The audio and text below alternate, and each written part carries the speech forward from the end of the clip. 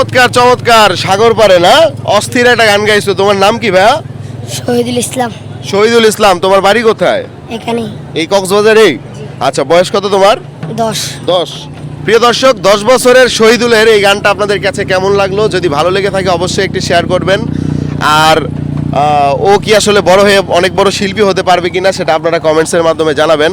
তোমার কি শিল্পী হওয়ার ইচ্ছা আছে? জি। আচ্ছা, দেখা যাক আমার দর্শকেরা কি বলে, তুমি কি আসলে শিল্পী হতে পারবা কিনা। ঠিক আছে?